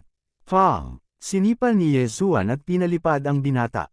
Napatulala ang binata. Pinagmasdan niya ang pagtanggal ni Yesuan sa kanyang interspatial ring at pinutol ang kanyang braso sa isang kisap mata. Isa pa rin ba itong martial artist sa ika-3 baitang ng True Energy Disaster? Patayin mo siya. Medyo mabilis ang reaksyon niya, at agad siyang umungol. Sa kasamaang palad, kasabay nito, ang kanyang 2 katulong ay pinugutan din ng ulo ni Yuan Watson. Dobleng pagpatay. Anong biro? Nang patayin ni Yuan Watson ang batang attendant, hindi man lang niya ginamit ang kanyang perpektong puwersa ng espada. Paano kung nakatagpo siya ng 2 kalaban sa parehong antas? Pagkatapos patayin ang nakababata, karaniwang lilito. Ang matanda, bibigyan kita ng pagkakataon. Bumalik ka at humingi ng tulong. Sigaw ni Yesuan sa binata. Gulat na napatingin ang binata sa 2 ulo. Puno ng takot ang mukha niya. Gayunpaman, mabilis siyang bumangon at sumugod patungo sa Kanglang City. Kasabay nito, sumigaw siya, tulong. Ako ang young master ng pamilyang Han, si Han Wei. Iligtas mo ako. Kanina lang, mayabang si Han Wei. Sa isang kisap mata, humihingi siya ng tulong habang puno ng dugo. Gayunpaman, hindi niya inaasahan na saglit lang nagulat ang mga tanod sa gate ng lungsod. Wala silang balak tumulong. Si Yesuan ay lumipat sa labas ng lungsod, hindi sa loob ng lungsod. Higit pa rito, hindi ito banta sa kanilang buhay, kaya bakit sila dapat masangkot sa gulo na ito? Samantala, tahimik na naghintay si Yezuan sa labas ng Kanglang City. Kailangang sabihin na nakahanap na siya ng magaling na manlalaban sa pagkakataong ito. Bagamat hinabol siya ni Yuan Waxan, nasuko na siya ngayon. Siya ay isang henyo na maihahambing sa isang ikapitong baitang True Energy Disaster. Ding! Nakalusot ang host. Ang host ay kasalukuyang nasa ika-4 na baitang ng True Energy Disaster. Matapos makuha ang 3 interspatial ring, narinig ni Yezuan ang isang system notification. Ayon sa pagtatansya ni Yezuan, ang ika-4 na baitang True Energy Disaster ay halos sapat na para pumatay ng isang eksperto sa ika-7 baitang ng True Energy Disaster. Kung ginamit niya ang kanyang trump card, maaari pa niyang labanan ng isang eksperto sa ika-8 baitang ng True Energy Disaster. Siyempre, kahit na nakatagpo ng kasalukuyang Yezuan ang eksperto mula sa Valley of 10,000 Flowers na nasa ika-9 na baitang ng True Energy Disaster, malamang na siya ay mapapaluhod. Ang City Lord ng Kanglang City ay isang eksperto sa ika-8 baitang ng True Energy Disaster. Gayunpaman, ang pamilyang Han ay hindi ang City Lord Mansion. Sa makatuwid, tinansya ni Yezuan na isang dalubhasa lamang sa ika-7 baitang ng True Energy Disaster ang darating upang bugbugin siya. Ito ay mabuti, kakayanin niya. Sa loob ng ilang minuto, muling lumitaw ang one-armed Han Wei. Kasabay nito, marami siyang mga katulong. Sa kanila, may dalawa na ang aura ay mas malakas kaysa kay Yuan Waxan. Pare, sila na. Nang makita ni Han Wei na nandoon pa rin sina Yezuan at Yuan Waxan, agad siyang nagreklamo sa nasa gitnang gulang na lalaki sa tabi niya. Nang marinig ito ng medyo may edad na lalaki, hindi na siya nag-aksaya ng oras. Galit siyang sumigaw, "Humayo ka, hulihin mo sila." Kabanata 1008. Sa likod ng mga eksperto ng Han family ay isang malaking bilang ng mga residente ng Kanglang City. Nang makita nila ang pagbuo ng Han family, sumunod sila para manood ng palabas. Sa isang iglap, mahigit 10 eksperto mula sa pamilyang Han ang sumugod kina Yezuan at Yuan Waxan, ngunit lahat sila ay eksperto sa ika-6 na antas ng True Energy Disaster. Sa pagharap sa napakaraming eksperto, walang pakialam si Yezuan. Hinawakan niya ng mahigpit ang kanyang puting buto na espada.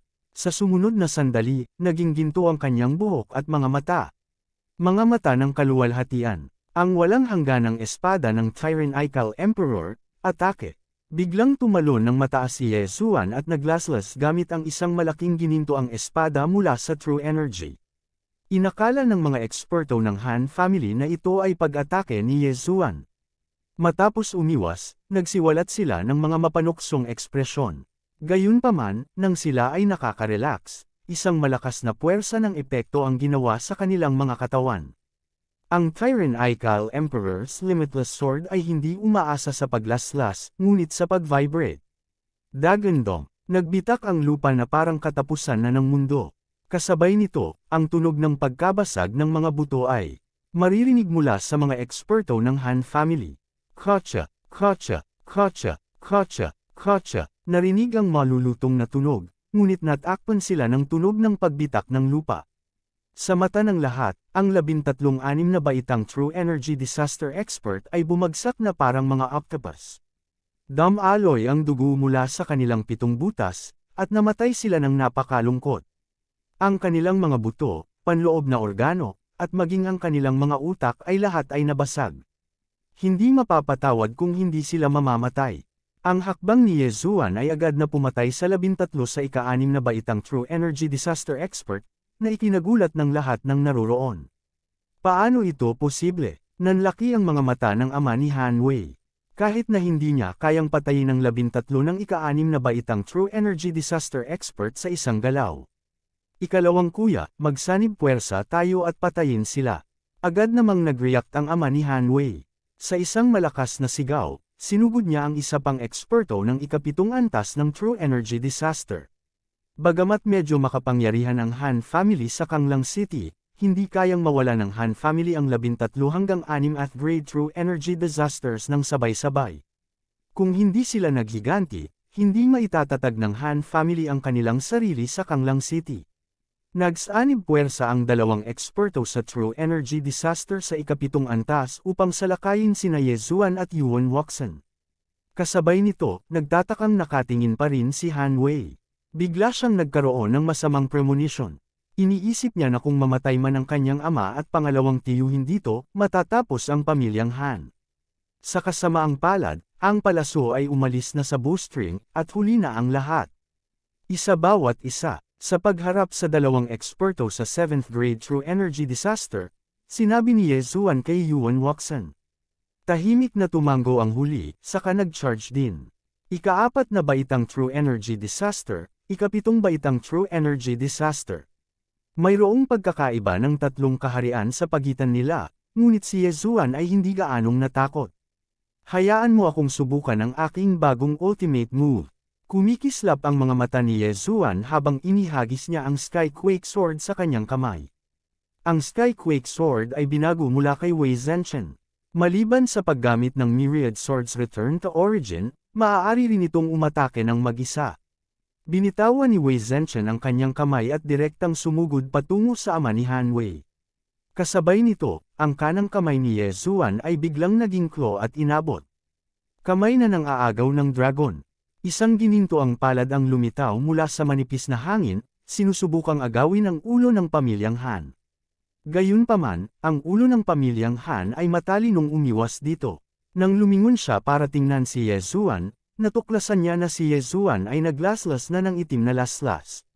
Nagkataon, ang itim na slash na ito ay biglang sinamahan ng daan-daang itim na anino, at isang marahas na hangin ang biglang sumipol. Fierce Ghost Twisting Tear. Ang paglipat na ito ay isang bagong kasanayan na natutunan ni Ye Zuan. Gayunpaman, hindi tulad ng ordinaryong martial arts, ang hakbang na ito ay walang antas ng kasanayan na pag-uusapan. Nangangailangan lamang ito ng mga ghost embryo upang maisaaktibo.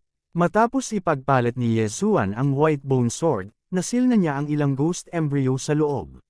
Sa pagkakataong ito, gusto niyang makita ang kapangyarihan ng Fierce Ghost Twisting Tear. Daan-daang ghost embryo ang naglabas ng kanilang mga pangil at itinaas ang kanilang mga kuko habang sila ay sumugod patungo sa ulo ng pamilyang Han. Nagulat ang huli at nagmamadaling itinaas ang kanyang kamay para ikalat ang mga ghost embryong ito. Gayunpaman, dahil sa napakaraming bilang ng mga embryo ng multo, nataman pa rin siya. Rip, rip, rip. Pagkatapos ng serye ng malulutong na tunog, ang ulo ng pamilyang Han ay nagpakawala ng malungkot na sigaw ng sakit. Kahit na ang mga ghost embryo na ito ay hindi malakas ng paisa-isa, nang ang 12 ng mga ito ay sumugod sa kanya ng sabay-sabay, walang sinuman ang makatiis nito. Ang patriarch ng pamilyang Han ay isang eksperto sa ika-7 antas ng True Energy Disaster, tulad ng City Lord ng Xinjiang City noon. Gayunpaman, nagawang agad na patayin ni Feng Wuchen ang City Lord ng Xinjiang City sa isang galaw. Gayunpaman, ang mabangis na multo na ginamit ni Ye Zuan ay hindi nagawang patayin ng patriarch ng pamilyang Han. Kahit na ang kapangyarihan ng Fierce Ghost Twisting Tear ay pinalakas ng White Bone Sword, naunawaan ni Feng Wuchen ang perpektong puwersa ng espada, kaya naman nagawa niyang patayin ang Panginoon ng lungsod ng Xinjiang City sa isang galaw. Sa kabuuan, maganda ang Fierce Ghost Twisting Tear na ito. Ito ay hindi sapat na malakas, at hindi ito apektado ng Eye of Glory, ngunit ito ay sapat na. Kung maaari kong maunawaan ang perpektong puwersa ng espada, ang kapangyarihan ng paggalaw na ito ay tataas ng husto. Napaisip si Ye Zuan sa kanyang sarili habang pinapanood ang ulo ng pamilyang Han na ikinakalat ang lahat ng mga embryo ng multo. Kanina, sinusubok lang niya ang kapangyarihan ng Fierce Ghost Twisting Tear. Ngayon, oras na para sa totoo. Kamay na ng aagaw ng dragon. Nasusunog na mata. Mata ng ilusyon. Mata ng nirvana. Snowwind Sword Technique. Walang katapusan ang mga galaw ni Ye Zuan. Bilang karagdagan sa palihim na pag-atake ni Wei Zhenchen, ang ulo ng pamilyang Han, na natatakpan na ng dugo mula sa Fierce Ghost Twisting Tear, ay namatay sa isang iglap. Patay na ang ulo ng pamilya Han. Ang mga martial artist na nagtipon-tipon sa harap ng gate ng lungsod ng Kanglang City ay laking gulat. Ang ulo ng pamilyang Han, na nasa ika-7 baitang ng True Energy Disaster, ay pinatay nang hindi man lang nagkaroon ng pagkakataong kumilos. Bukod dito, ang pumatay sa kanya ay isang brat sa ika-4 na baitang ng True Energy Disaster. Ano ang Golden Sword Aura na iyon? Paano ito naging napakalakas? At saka, marunong gumamit ng demonic martial arts ang brat na ito. Kailan lumitaw ang ganoong tao sa mga kalapit na demonic sects? Tingnan mo, ang eksperto ng pamilyang Han sa kabilang panig ay hindi na makakatagal pa. Perfect Sword Force. Heavens, it's actually a perfect sword force. Ilang taon na ba ang brat na iyon? Lumingon ang lahat at sa wakas ay napagtanto kung gaano pambihira si Yuan Wuxin. Isang binata na nakaintindi ng perpektong puwersa ng espada. Ito ay sadyang lumalaban sa langit. Siyempre, ang pinakanagulat ay si Han Wei, na pinutol ni Yezuan ang isang braso. Dati, naisip niya na madali niyang mapatay si Yezuan. Gayunpaman, hindi niya inaasahan na may napakalaking pagkakaiba sa lakas sa pagitan niya at ni Yezuan. Naputol ang braso niya ng napakadali. Pagkatapos noon, nagmadali siyang bumalik sa pamilyang Han para kumuha ng mga reinforcement. Naroon ang kanyang ama at pangalawang tiyuhin, ngunit hindi niya inaasahan na ang kanyang ama ay agad na papatayin ni Yezuan. Tapos na ang pamilya Han. Sa oras na ito, ang pangalawang tiyuhin ni Han Wei ay binubugbog din sa pag-atres. Kahit na mas mataas ang kanyang kaharian kaysa kay Yuan Wuxin, kulang pa rin ang kanyang lakas kung ihahambing kay Yuan Wuxin. Patay na si kuya. Kung pumunta dito ang brat na iyon, mamamatay talaga ako. Basang-basa na sa malamig na pawis ang noo ng pangalawang tiyuhin ni Han Wei. Depensa niya habang papalapit sa Kanglang City. Kabanata 1009. Nang marinig ito, si Yezuan, na kumukuha ng Chen Kun rings, ay tumangala at nakita ang isang lalaking nakaitim na roba sa hangin. Ang taong ito ay ang City Lord ng Kanglang City, isang 8th grade genuine energy disaster expert. Nagpakita na talaga ang City Lord. I wonder if he will take action. Ang City Lord ay isang 8th grade genuine energy disaster expert. Kung kikilos siya, tiyak na mamamatay ang dalawang brats na ito. Mahirap sabihin, nag-aaway sila sa labas ng lungsod at hindi sa lungsod. Baka hindi kumilos ang City Lord. Nag-usap ng mahina ang mga nanunood. Nakabantay si Yezuan. Gayunpaman, ang kanyang mga alalahanin ay hindi kailangan. Matapos marinig ito, ang City Lord ng Kanglang City ay nanatiling walang pakialam at nanunood lamang. Dahil iyon ang kaso, magiging mas madali ang mga bagay. Sa sandaling ito, nakolekta na ni Yezuan ang Chen Kun rings ng 13 6th grade genuine energy disasters experts at ang Chen Kun ring ng ama ni Han Wei. A bunch of poor bastards. Parang tinago nila ang mga gamit nila. Hindi mapigilan ni Yezuan na kutsain sila sa kanyang puso. Naisip niyang magagamit niya ang pagkakataong ito para makalusot sa 5th grade genuine energy disaster. Gayunpaman, mayroon pa ring 7th grade genuine energy disaster expert. Kailangan niya muna itong patayin. Ang pangalawang tiyo ni Han Wei ay nasa dulo na ng kanyang lakas. Hanggat sumali siya sa labanan, madali niya itong mapatay nang hindi ginagamit ang kanyang trompeta. Wei Zhenchen, go! Agad namang nag-utos si Yezuan. Ang misyon ni Wei Zhenchen ay pigilan ang pangalawang tiyo ni Han Wei na bumalik sa Kanglang City. Sa makatuwid, agad itong nag-transform sa isang higanting kampana at tinakpan ang pangalawang tiyo ni Han Wei. Ano? Nagulat ang pangalawang tiyo ni Han Wei. Ano ito? Maaari itong magbago. Pinigilan siya ni Yuan Wuxin. Ngayong tinakpan siya ni Wei Zhenchen, nakulong siya kasama si Yuan Wuxin. Bang! Bang! Bang! Umalangaw-ngaw ang tunog ng kampana. Ang labanan sa higanteng kampana na binago ni Wei Zhenchen ay napakatindi. Gayunpaman, natapos ang labanan sa wala pang 2 segundo. Tumigil din ang tunog ng kampana. Natapos na. Nanlaki ang mga mata ng grupo ng mga tao sa pasukan ng Kanglang City. Sa sandaling ito, bumalik si Wei Zhenchen sa kanyang orihinal na anyo at bumalik sa kamay ni Yezuan. Gaya ng inaasahan, namatay pa rin ang pangalawang tiyuhin ni Han Wei. Gayunpaman, hindi siya namatay sa kamay ni Yuan Wuxin. Sa halip, namatay siya sa kamay ni Wei Zhenchen. Ang katawan ng pangalawang uncle ni Han Wei ay puno ng higit sa 100 madugong butas. Matapos siyang takpan ni Wei Zhenchen, pinahaba niya ang daan-daang spike at sinaksak siya hanggang sa mamatay. Hindi akalain ng pangalawang tiyuhin ni Han Wei na haantong siya sa ganito. Hindi, pangalawang tiyuhin. Malakas na sigaw ni Han Wei nang makita ang bangkay. Patay na ang kanyang ama, at gayon din ang kanyang pangalawang tiyuhin. Mula ngayon, ang tanging natitira sa pamilyang Han ay ang kanyang lolo, isang ikapitong yugto ng True Energy Disaster. Sa oras na ito, lumapit si Yuan Wuxen at hinubad ang interspatial ring, pagkatapos ay ibinato ito kay Yezuan.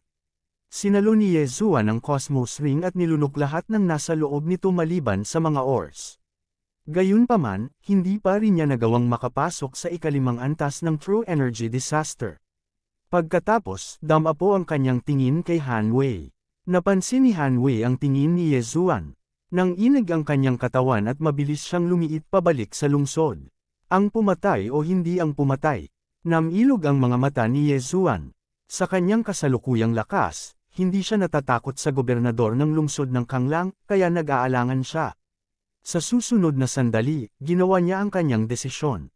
Paano siya naging duwag kapag pumatay ng tao? Dahil nagawa na niya ang kanyang desisyon, kailangan niyang maging handa upang labanan ang isang ikawalong yugto ng True Energy Disaster Expert. Kaagad, ang Skyquake Sword ay dumaan patungo kay Han Wei. Gobernador ng lungsod, nagulat ang mga general na nagbabantay sa lungsod. Si Yezuan ay talagang nang-ahas na kumilos sa harap ng city governor. Ito ay isang hamon sa awtoridad ng city governor. Ang mga taong ito ay naghihintay sa tugon ng gobernador ng lungsod. Sa katunayan, iniisip din ng city governor sa kanyang puso. Ang pagkasira ng pamilya Han ay kapakipakinabang sa kanya. Pagkatapos ng lahat, kung ang pamilyang Han ay patuloy na hamina sa hinaharap, maraming mga ari-arian sa lungsod ang ililipat sa kanya. Gayunpaman, dahil napakaraming tao ang nanonood sa ibaba, hindi niya ito basta na lang pinansin. Tumigil ka! Galit na sigaw ng city governor. Gayunpaman, hindi pinansin ni Yezuan ang kanyang sigaw at patuloy na hinayaan si Wei Zhenchen na habulin si Han Wei. Nililigawan mo si kamatayan. Nang makitang hindi huminto si Yezuan, muling sumigaw ang gobernador ng lungsod at sumugod kay Yezuan. Ibinagsak niya ang malaking kamay sa lupa at nahulog ang isang higanting palm print. Bam! Muling nabasag ang lupa. Ang lakas ng pag-atake ng palad na ito ay halos kapantay ng Yezuan's Overlord's Limitless Sword. Gayunpaman, nang kumilos siya, umiwas na sina Yezuan at Yuan Wuxen sa gilid. Ang paghabol kay Han Wei ay isang maliit na bagay. Ang tunay na target ni Yezuan ay ang city governor ng Kanglang City. Ikawalong yugto True Energy Disaster. Hanggat pinatay niya ang city governor ng Kanglang City, tiyak na makakalusot si Yezuan sa 5th stage True Energy Disaster. Mag-away tayo, galit na sigaw ni Yezuan at umatake. Para naman kay Yuan Wuxen, siya ang namamahala sa pagharap sa mga gwardya ng Kanglang City na sumugod palabas. Anak, wala akong pakialam kung saang kapangyarihan ka galing. How dare you challenge my authority? You're courting death. Galit na sigaw ng city governor. Ang kanyang mga kamay ay bumuo ng mga kuko at inatake si Yezuan ng baliw. Sa ganoong mahalagang labanan, natural na kailangang ibigay ni Yezuan ang lahat. Might Zhenchen, Myriad Swords Return to Origin. Ipatawag ang Golden Armored Battle God. Sa isang iglap, isang malaking halaga ng gininto ang totoong enerhiya ang bumulwak mula kay Yezuan at naging isang Golden Armored Battle God. Kahit na ang Golden Armored Battle God ay sumugod sa pamilya Sima ng Xinjiang City at pumatay ng maraming tao, ang city governor ng Xinjiang City ay patay na.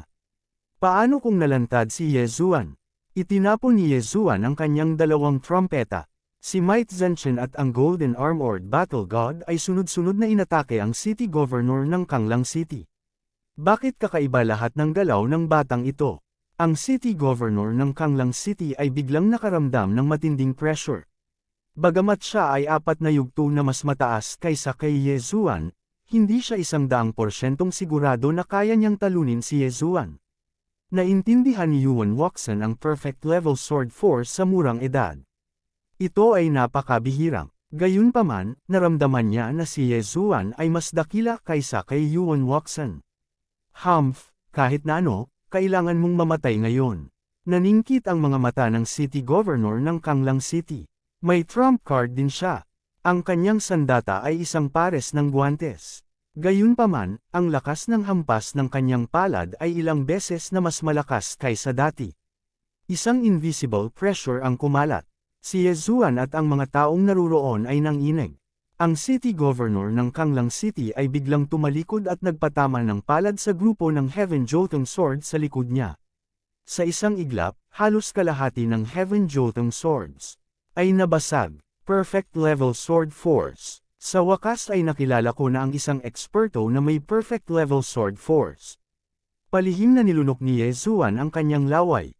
Bago pa man makalapit ang Heaven Jotong Swords, kalahati sa kanila ay nabasag na. Kung siya ay pumutok ng isa pang hampas ng palad, ang Myriad Swords Return to Origin ay malamang na mapilayan. Bagamat hindi mamamatay si Might Zenshin, ang Myriad Swords Return to Origin ay isa sa mga trump card ni Yezuan. May kakayahan ka nga, tikman mo ang galaw na ito. Habang hawak ang White Bone Sword, mabilis na naglaslas si Yezuan nang ang gobernador ng lungsod ay gumawa ng isa pang hampas ng palad. Sa isang iglap, isang malungkot na sigaw ang tumunog. Mabangis na ghost twist and break. Isa pang daang makamulto ang lumitaw at sumugod sa gobernador ng lungsod ng Kanglang City na may nakatatak na mga pangil at nakanganga na mga kuko. Kasabay nito, si Yezuan ay pumutok din gamit ang kanyang mga kuko. Kabanata 10:10. 10,000 Swords Return to Origin, Golden Armored War God, Fierce Ghost Twist Break, Dragon Capturing Hand, agad na pinalibutan ang Panginoon ng Kanglang City. Ngayon, nasa Panginoon ng lungsod ng Kanglang na harapin ito. Anong lalaki? Sa pagharap sa apat na pronged attack na ito, ang Panginoon ng Kanglang City ay nagnanais na makapagpalaki pa siya ng dalawa pang kamay. Sa pag-atake ng pincer mula sa apat na panig, ang Panginoon ng Kanglang City ay maaari lamang pumili ng dalawang paraan upang malutas ito. Whoosh whoosh. Mabilis siyang nagdesisyon sa kanyang puso at saka agad na inilabas ang dalawang palad. Ang isang palad ay haharapin ang Heaven Shakem Sword Group, habang ang isa pang palad ay aatake sa daang anino ng multo. Ngunit sa sandaling ito, ang grupo ng Heaven Shakem Sword ay biglang kumalat at mabilis na lumawak. Pagbuo ng espiritong espada. Bagamat nasa himpapawid pa rin ang Lord of Kanglang City, pagkatapos na lumawak ang Heaven Shakem Sword Group, maaari pa rin itong i-lock ang kalaban sa ere. Gayunpaman, naunawaan ng kalaban ang perpektong antas ng puwersa ng espada at madaling makatakas. Sa karamihan, makokontrol lang ito ng isang segundo. Whoosh whoosh whoosh. Kotsa, daan-daang mabangis na multo ang nagkapira-piraso. Wala pang 10 ang natira. Nawasak din ang kalahati ng Heaven Shakem Sword Group. Sa kabutihang palad, ang Panginoon ng lungsod ng Kanglang ay nasa dulo ng kanyang katalinuhan at hindi na makaatake, kaya't nakaiwas na lamang siya. Kasabay nito, ang Golden Armored War God ay lumapit na. Ikinuyong ng Panginoon ng Kanglang City ang kanyang kanang kamao at talagang hinarang ito. Bang! Sa kabutihang palad, naunawaan ng Panginoon ng Kanglang City ang perpektong antas ng puwersa ng palad. Ang kanyang kamao ay nasa micro-level lamang, kaya ang suntok na ito ay bahagyang mas mahusay kaysa sa Golden Armored War God. Ang Panginoon ng Kanglang City ay binugbog pabalik. Ang nanginginig sa langit na giant sword ay nagkataong bumalot sa kanya, sinusubukang i-seal siya. Nang ang Panginoon ng Kanglang City ay malapit ng mag-atake muli. Whoosh! Whoosh! Dalawang tunog ng hangin ang umalangaw-ngaw. Iniwas niya ang kanyang tingin at natuklasan ang dalawang pilak na laslas na papalapit sa kanya. Ang mas ikinagulat niya ay ang aktwal na natuklasan niya ang dalawang Yezuan sa pamamagitan ng dalawang silver slash na ito. Gayunpaman, hindi ngayon ang oras para mag-ingat ng labis. Kanglang roar. Sa pagharap sa napakaraming pag-atake, kailangan lang ng Lord of Kanglang City na magbunyag ng isa pang trump card. Isang alulong ng lobo ang yumanig sa kalangitan. Isang invisible sound technique ang bumuo ng shockwave na kumalat, na yumanig sa Golden Armored War God at 12 ng Heaven Shakem Giant Swords palayo. Hindi lang iyon, nagkalat pa ang mga natitirang anino ng multo at Nirvana Strike. Napakalakas ng pag-atake. Ito ay hindi bababa sa isang mataas na grado na Transcendent Supreme Martial Art. Bahagyang kumulubot ang mga sulok ng bibig ni Yezuan. Sa simula pa lang, na-activate na niya ang Eye of Revelation. Direkta niyang kinopya ang paglipat ng Kanglang City Lord kanina. Ding! Ang pagkopya ng Ashwolf's Howl ay matagumpay. Ngayon, wala nang oras si Yezuan para ayusin ang Dragon Catcher Hands. Sa halip, tumingin siya kay Kanglang City Lord dahil mayroon pa siyang dalawang invisible attacks. Pagkawatak-watik na mata, mga mata ng nirvana at mga mata ng pagkawatak-watik. Ang kombinasyong kasanayan na ito ay lubhang kapaki-pakinabang. Napakalakas ng Eyes of Nirvana at halos kayang takpan ang aura ng Eyes of Disintegration. Kaya naman, madalas na nagtagumpay ang Eyes of Disintegration sa mga sneak attack. Sa sandaling ito, napabayan din ng Kanglang City Master ang Eye of Dissection. ZZ, dalawang disintegration ray ang dumapo sa balikat at baywang ng City Lord ng Kanglang City, na agad na nagwatik-watik sa kanyang laman at dugo. Nang ang matinding sakit ay nailipat sa computer, alam ng Panginoon ng Kanglang City na siya ay nalinlang. Sa kabutihang palad, hindi ito isang nakamamatay na pinsala. Kung ang disintegration ray ay tumama sa kanyang ulo, ang kanyang utak ay sumabog. Ang gulo bata, magpapaalis muna ako. Tiniis ni Kanglang City Lord ang kanyang mga pinsala at agad na binago ang kanyang target. Siya ay sumugod patungo kay Yezuan, ngunit sa kalagitnaan, siya ay pinigilan ng Golden Armored Battle God. Fierce Ghost Break, isa pang daang makamulto na anino ang dumampi. Nasusunog na mata, mga mata ng ilusyon, mga mata ng nirvana, disintegration eye, mga kamay ng dragon catcher. Walang ibang pakialam si Yezuan. Ginamit niya ang anumang galaw niya. Bukod dito, ito ay isang dobleng pag-atake. Marami siyang pakulo at napakahirap harapin. Nagdala siya ng matinding pressure sa Kanglang City Lord. Bagamat naunawaan ng Kanglang City Lord ang perpektong puwersa ng espada, mahirap para sa dalawang kamao na labanan ang apat na kamay. Hindi niya nakayanan ang lahat ng pag-atake ni Yezuan. Sa pagkakataong ito, sa wakas ay may mga makamulto na anino na bumabagsak sa kanya. Mayroong higit sa 10 sa kanila. Sa isang iglap, ang mga makamulto na anino na ito ay nagsimulang mapunit sa kanyang katawan, na naging sanhi ng pagtilamsik ng dugo kung saan-saan. Dahil sa eksenang ito, pinagpawisan ang mga nanunood sa ibaba. Ang Panginoon ng lungsod ng Kanglang, na walang katumbas na kapangyarihan sa kanilang mga puso, ay nasugatan sa sandaling ito. Bukod dito, hindi man lang nila mahawakan ang sulok ng damit ni Yezuan. Hindi kaya naghahalusinate sila. Ang isa pang alulong ng lobo ay tumunog. Ang Panginoon ng lungsod ng Kanglang ay nagluwa ng isang subo ng dugo, na nagpakalat sa nakapaligid na mga anino na makamulto. Bagamat maganda ang paglipat na ito, hindi ito magagamit ng tuloy-tuloy. Kung hindi, masisira nito ang kanyang lalamunan. Maliban kung siya ay may mataas na antas ng kayamanan ng langit at lupa, ito ay magiging napakahirap na pagalingin. Gayunpaman, hindi ngayon ang oras upang maging calculative. Whoosh whoosh. Ang isa pang bugzo ng hangin ay umungol. Sa pagkakataong ito, ang Kanglang City Lord ay direktang pumutok sa kanyang palad, na nagpakalat sa Golden Armored Battle God. Kahit na ang Golden Armored Battle God ay malakas, ang Kanglang City Lord ay 4 na kaharian na mas mataas kaysa kay Yezuan. Bukod dito, naintindihan niya ang perpektong puwersa ng espada. Sa makatuwid, ang Golden Armored Battle God ay isang tagamasid lamang sa pagkakataong ito. Gayunpaman, bumili rin ito ng oras para sa ibang tao. Swoosh! Muling umalangaw ang tunog ng hangin. Gayunpaman, sa pagkakataong ito, hindi ito ang pag-atake ni Yezuan. Nanggaling ito sa ibang tao. Yuan Wuxin. Si Yuan Wuxin, na nauunawaan ang perpektong puwersa ng espada, ay may sapat na lakas sa pag-atake upang banta ang isang ikawalong antas ng True Energy Disaster Powerhouse. Pinutol ng espadang ito ang katahimikan at agad na pinutol ang kaliwang kamay ni Kanglang City Lord. Tinukoy ng espadang ito ang pagkatalo ni Kanglang City Lord. Fair na, malaking pagbabago ang ekspresyon ng Kanglang City Lord habang agad siyang sumugod patungo sa Kanglang City. Kailangang malaman ng isa na siya ay isang Panginoon ng lungsod.